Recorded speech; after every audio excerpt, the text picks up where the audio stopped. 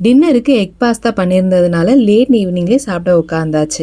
ஃப்ராங்காக சொல்லணும்னா ஹஸ்பண்ட் பசங்களோட சேர்ந்து உட்காந்து சாப்பிட்றது ஒரு ஃபீல் அப்படின்னா, வெளியில் இந்த மாதிரி தனியாக உட்காந்துட்டு போகிறவங்க வரவங்களாம் வேடிக்கை பார்த்துட்டு சாப்பிட்றது அப்பப்பா அது ஒரு ஃபீல். வாரம் ஃபுல்லாக நோ இட்லி தோசை வாரம் அப்படிங்கிறதுனால நைட்டுக்கே பச்சை பயிறு, மசூர் தால் இதெல்லாம் போட்டு அடை செய்கிறதுக்காக ஊற வச்சுட்டு காலையில் நம்ம எடுத்து அரைச்சிட்டு உடனே ஊற்றிடலாம். ஒரு 5-10 மினிட்ஸ்லேயே ஊற்றிக்கலாம். ஈனோ சோடா இந்த மாதிரி எதுவுமே மிக்ஸ் பண்ணாமல் அப்படியே டைரெக்டாக ஊற்றுறதுனால ஒரு ஹெல்தியர் ஆப்ஷனாகவும் உங்களுக்கு இருக்கும்.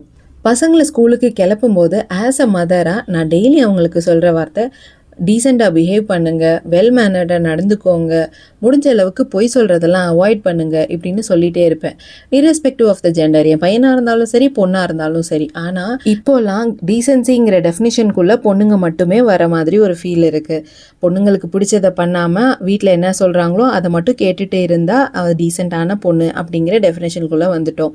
இதே இல்லை எனக்கு தோன்ற மாதிரி நடந்துக்குவேன், எனக்கு பிடிச்ச மாதிரி இருப்பேன், நான் சம்பாரித்து அதையும் நானே பார்த்துக்கிறேன் அப்படின்னு நினைக்கிற பொண்ணு ஒரு ஸ்டெப் முன்னாடி எடுத்து வச்சாங்க அப்படின்னா அடுத்து அவங்கள புட் டவுன் பண்ணுறதுக்கான வேலையாக பார்க்குறதே கிரிட்டிசைஸ் பண்ணுறதும் கேரக்டர் அசாசினேட் பண்ணுறது மட்டும்தான்.